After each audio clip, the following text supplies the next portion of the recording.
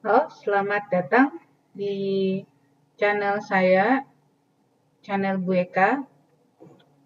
Kali ini kita akan mempelajari mengenai perencanaan kolom langsing. Nah, sebagaimana kita ketahui bahwa kolom itu dapat dibagi menjadi dua, yaitu kolom pendek ya dan kolom langsing. Ya.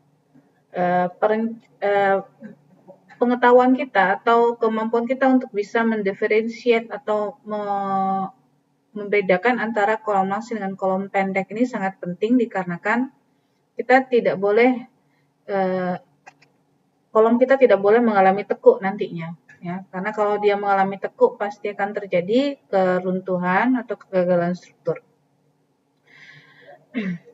Baiklah, di sini kita bisa definisikan pertama apa itu kolom langsing. Ya.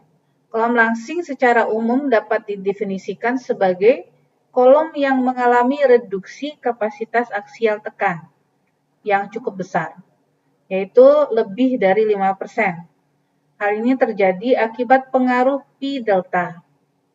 Jadi apa itu aksial tekan? Yaitu suatu gaya yang menekan searah dengan sumbu longitudinal atau sumbu utama dari suatu elemen. Ya. Nah, sekarang kita pelajari apa itu P delta. Ya. Bagaimana muncul P delta tersebut? Nah, kita coba lihat ada gambar di samping ini. Gambar di samping ini adalah suatu model kolom langsing, ya. Nah, kolom ini kemudian kita beri beban, namun dia tidak berada tepat di pusat penampangnya, ya, tidak di sini, ya. Dia ada di sini, sehingga dia memiliki eksentrisitas terhadap titik berat penampangnya. Akibat eksentrisitas ini, maka akan muncul momen yang disebut dengan momen E. Ya, momen akibat eksentrisitas yang kita peroleh dari besarnya gaya yang diberikan P dikalikan dengan nilai eksentrisitasnya. Nah, akibat ME ini, maka kolom kita akan mengalami deformasi atau perpindahan lateral atau yang disebut juga dengan defleksi sebesar delta. Ya, delta ini perpindahan dia dari titik ini ke titik tertentu, ya, sejauh delta akibat adanya eksentrisitas gaya yang terjadi pada kolom. Dengan adanya perpindahan lateral ini akan terjadi pembesaran momen di sepanjang tinggi kolom yang kita definisikan dengan ME sama dengan P besar gaya dikalikan dengan eksentrisitas yang terjadi ditambah dengan deformasi lateral atau defleksi akibat eksentrisitas tadi atau ME. Nah, inilah yang disebut dengan pembesaran atau peningkatan momen akibat defleksi, yaitu apa? Tambahan momen akibat kelangsingan kolom atau akibat adanya pengaruh P delta. Ya, P delta adalah gaya aksial yang kemudian menyebabkan adanya deformasi lateral sebesar delta. Nah, di sini kita punya diagram kapasitas kolom ya yang menunjukkan bagaimana pengaruh suatu P delta atau deformasi lateral terhadap kolom. Nah, kita lihat di sini ada sumbu horizontal dan sumbu vertikal. Sumbu horizontal itu menunjukkan besaran momen yang terjadi, sedangkan sumbu vertikal itu menunjukkan besaran gaya tekan yang diberikan. Nah, kita lihat pertama adalah selubung utamanya, yaitu yang terbentuk dari garis OA ini ya. Nah, garis OA ini adalah menunjukkan bahwa terjadi pengurangan kapasitas aksial tekan pada kolom yang dibebani gaya P dengan eksentrisitas ujung E. Nah, ini dia ya. Garis OA ini kapasitasnya sampai di sini. Sedangkan garis OB ya yang ini. Nah, itu adalah menunjukkan ya adanya adalah dibentuk dari titik kapasitas A untuk kolom pendek dan tidak langsing ke titik kapasitas B atau garis OB untuk kolom langsing. Sedangkan garis OC adalah pada kondisi yang ekstrim kapasitas kolom dalam memikul gaya aksial tekan sudah tidak lagi ditentukan oleh faktor kapasitas material penampang saja, tapi ditentukan oleh faktor geometri yang menyebabkan terjadinya keruntuhan tekuk. Ya. Jadi kalau sudah sampai di sini, maka berarti sudah terjadi keruntuhan tekuk pada kolom kita. Sedangkan yang ini adalah diagram interaksi untuk kolom pendek, sedangkan yang ini adalah kurva untuk kolom langsing. Nah, sekarang kita bicara dari tadi kita bicara tentang tekuk. Nah, bagaimana sih caranya untuk menghitung tekuk? Dan apa sih teori yang mendasari tekuk ini? Kita batasi ya. Pertama kita cek dulu ya. Kita pahami dulu apa itu yang disebut dengan beban tekuk Euler. Ya, beban tekuk Euler itu adalah beban yang terjadi terhadap sumbu penampang yang tegak lurus arah tekuk untuk kolom dengan tumpuan sendi-sendinya adalah sebagai berikut. Ya, besar beban tekuk Euler untuk tumpuan sendi adalah ini. Ya, PE sama dengan Pi kuadrat dikalikan modulus elastisitas dikalikan momen inersia penampang dikalikan dengan L, yaitu tinggi kolom. Ini dia L. L tinggi kolom.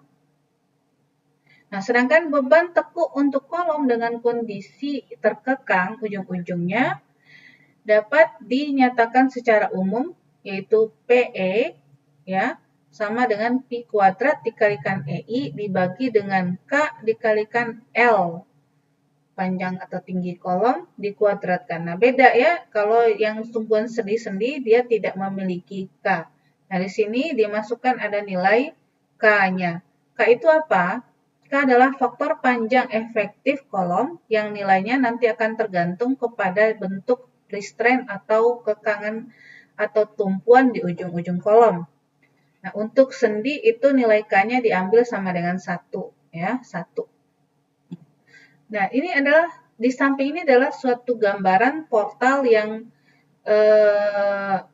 bermacam-macam ya. Ada portal itu secara umum dibagi dua, yaitu portal tidak bergoyang dan portal bergoyang.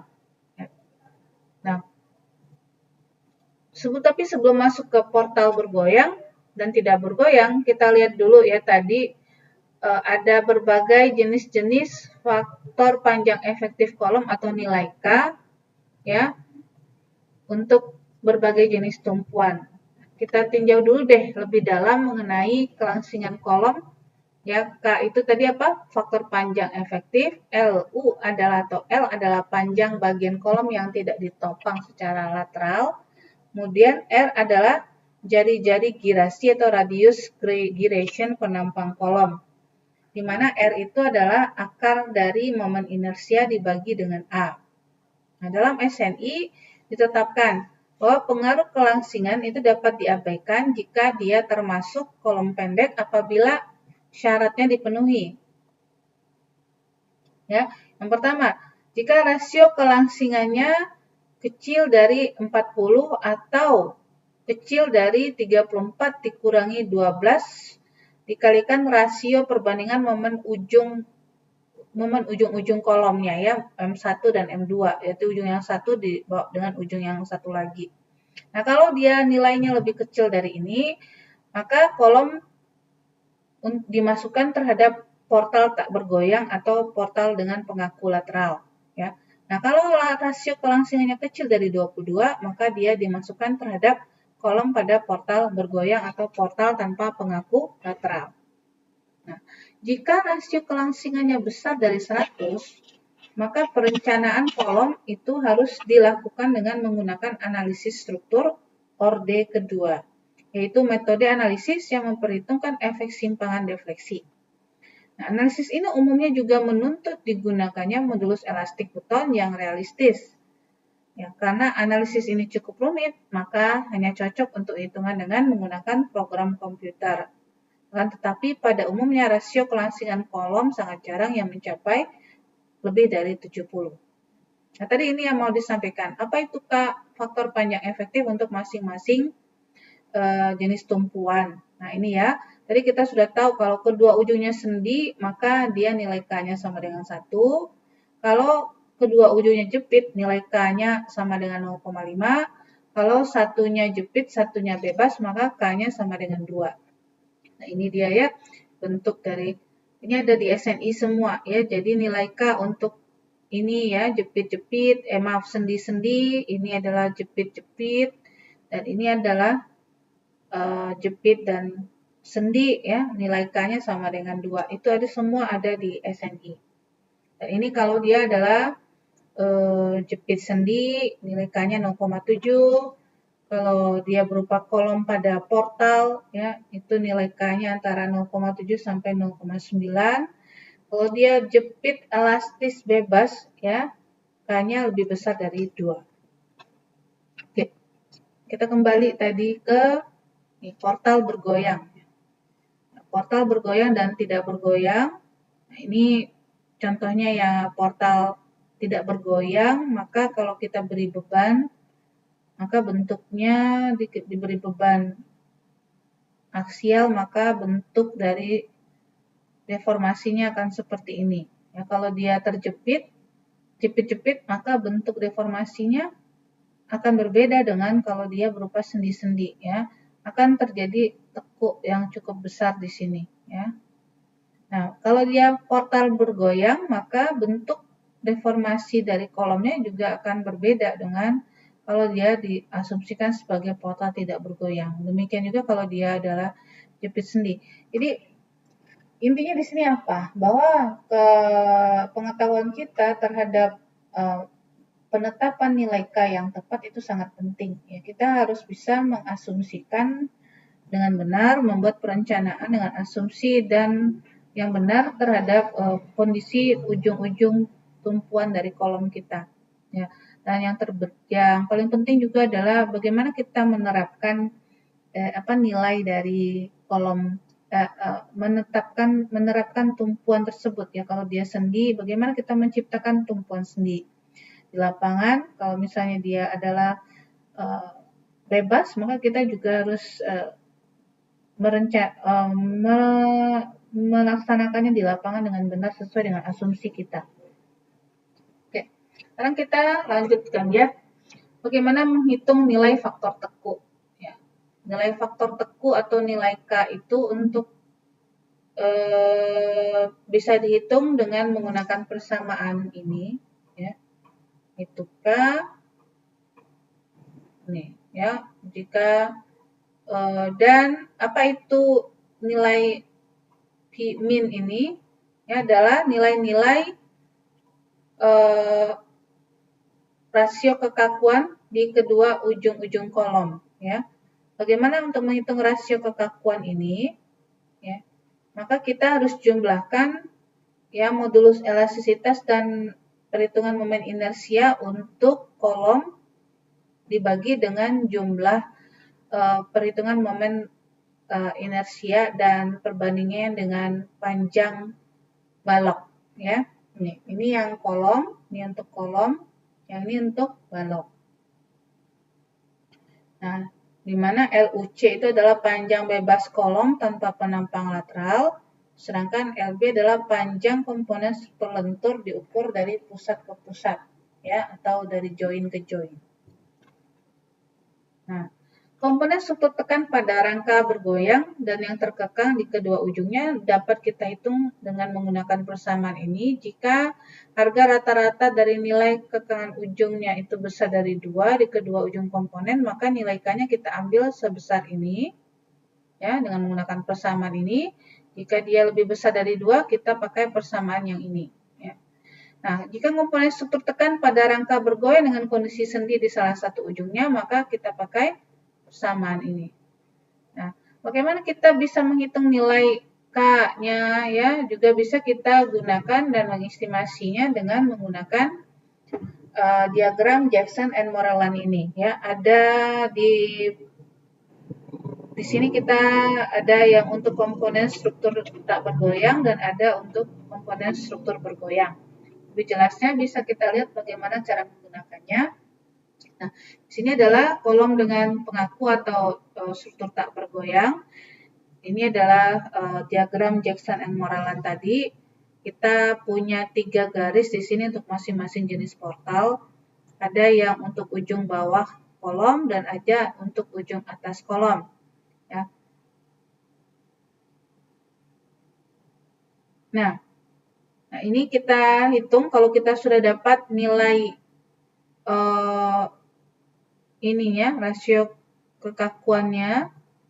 Untuk yang bagian bawah dapat yang A, dapat juga yang B, lalu tinggal kita tarik garisnya. Nah, titik silang ya antara garis dengan punya K inilah yang menentukan berapa nilai K ya pada kolom kita. Apakah ya ini sekitar 0,7, ini 0,6 berarti di sini sekitar 0,73 atau bisa kita pakai perhitungan rumus ini juga ya. Nah, sekarang itu dia beberapa dasar-dasar untuk menghitung parameter-parameter yang kita butuhkan dalam melakukan analisa atau perencanaan kolom langsing. Oke. Baiklah, saya rasa penjabaran kali ini cukup sampai di sini dulu. Kita bertemu lagi pada video berikutnya. Kita lanjutkan nanti mengenai analisa kolom langsing dan perencanaan kolom langsing.